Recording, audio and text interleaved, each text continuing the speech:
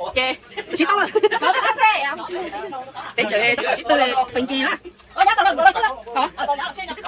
Để xong rồi quay đó. Đó, tao dây tao sáng. Để tao á.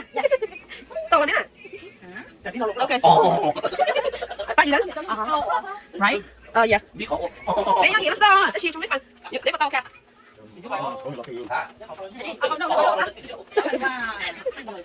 Cho không à? Cho không đâu. Đâu cho này cũng đi sâu đi. Ta này cho cái chị học đó. Sợ đi. Có giờ đi non là giờ chào luôn. Mà chết. Là giờ đi non, nó mà giờ nó. Rồi giờ đấy không phải để sáng tiền để biết con chị. Cô sáng này cùng mà đi để mà đi nó. Chị hả? Chị đâu? Chị nó không bay nữa. Vậy coi như nó luôn chị lo cho nó. Chị, còn nó lo chị. Cái mà liên quan là cái mà liên kết này. Chị không có mình sẽ cho. Có đợi chị nó lo đi không có suy nghĩ sao. Đi có đi mà đi. Đi mà đi. Có gì cũng bán đi không? Có lo luôn không bán đi. Chị chọn được con mà nó không bay thôi. Ở lo. Kéo chị. Chị. Cho biết cho biết có biết chị có nào có biết chị. Chỉ mua ăn làm. Rồi đó. Dạ xịn đó. Dạ xịn khí như mày á. Dạ xịn là chỉ cho họ. Kia à? Cái này nhưng mà nó nhỏ chứ. Cái lúa chị. Kia à? Làm được đấy. Nhu. Nhưng chị xin cho là chị bắt chị cho con bao cả ít cá xin chị nó Pi hả? Gọi là pi. Pi. Nó là pi à thế. Giải thư. Pi chuột pi. Dạ xịn đó nhá. Nếu chúng ta cho là Em con bao ít cá luôn à.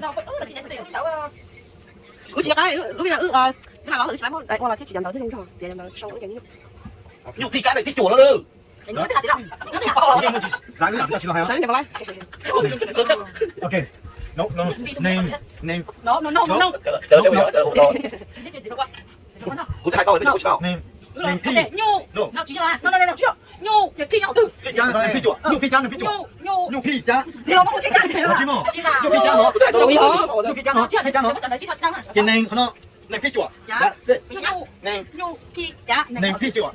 Pi nó. Thế nó cho mình thấy em muốn đây. Chuột à, nhau mà. Mất được con chuột phải pi ta. Phải nói sao vậy cái gì? Sao vậy? Pi họ chứ gì? Name pi. Name pi. Chuột được không? Dạ. Cũng có nhiều con Đó,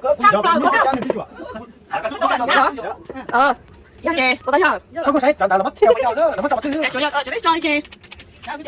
Cho chị nhau, nó thay nhau. Chị đừng sao, chị đừng cái số à? Đi về đâu? Nghe chị. Luôn nó soi kìa. Làm đi cho kìa. Nó soi kìa. Dạ. Cha này kia chuột. Ồ, dạ. Chuột. Cái chị này cái tài về đầu tiên nó cho nó sớm ăn. Bên chủ dụng lo đó. Dạ. Tại nhặt cho. Cái bỏ lo lục kia. Như thôi thì. Dạ, nó không cái bỏ lo lục kia. Đúng chẳng chỉ tao hai tờ, chỉ tao này lâu. Lúc ta bây giờ cho. Nhớ cho hai. Chạy nếu mua chắc rồi. Ok, nó là cái pư. Rồi mà mất còn cái này tao cũng cái chứ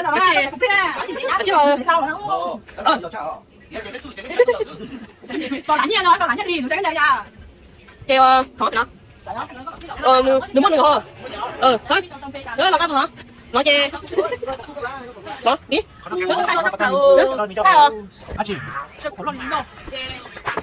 Nhận lại. Có nhiên thằng bảo. Tao số của Hàn Quốc. Yêu nên cái nhà lòng cái cái nhà của ai đi con, cái đó cũng sang cái hai đồng ý được, em lấy luôn lấy cho một năm lấy cho. Cái này có lấy cho ra. Sáng à, cái thằng sang của chúng nó mới cho phá nó đây. Sang của chúng tao, cái giống của chúng mày. Nè, cái tay rồi. Tao biết không lá thôi. Qua của tao biết không lá đây. Biết chưa? Như nhỏ. Chờ biết tao mình gì ho. Trong cái đấy của nó sấy tí đi. Sấy rồi. Nó chỉ phòng rồi, nó có bên. Nó có những viên này. Đi nhà gọi là nhỏ mấy của nó đây là mấy cái này chỉ cái không. Học bữa đó. Đấy biết như vậy. Đi cầm đi theo nên tao thích cái sợi này. Không có chùa cơ. Không nói hết nó phải cho. Là nó không có. Vậy đó. Còn nó đi cái nó. cho cái này nha. phải chú định như vậy.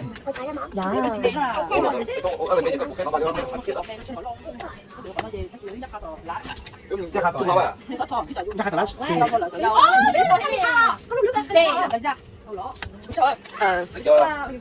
nó lại.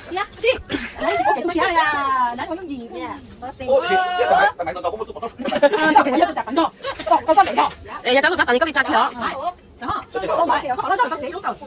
Có cả. Tụi nó giờ nó gì à? Tụi mấy giờ vô cái hoa. Cái nào giờ lo chưa kèm à? Nạp tiền cái lo vô kèm.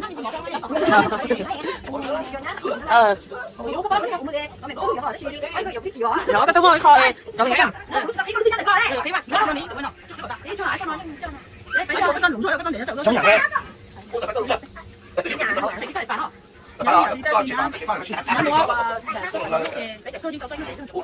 Phải đủ. Các bạn cái này long. Chúng ta chỉ bỏ lo. Em có chỉ té là, ôi có chỉ té ở đi ho. Có thay thực tế không? Thay có kia. Có thay rồi đấy cái gì chứ à?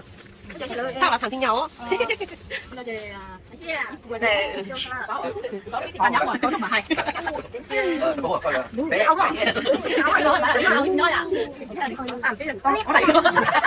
Bây giờ này là gì là cả trời này. Có chỉ lo theo. Dạ.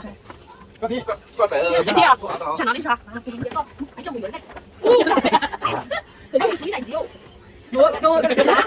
Cái dấu hổ một thằng hổ á. Nhớ ta cũng gì á. Mà chứ nó mở con gì thế mà.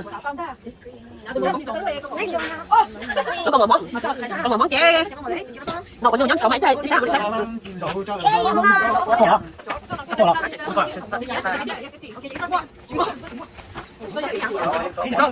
Bán biết được sách này con. Nó có cái người buổi sáng cái người sách này.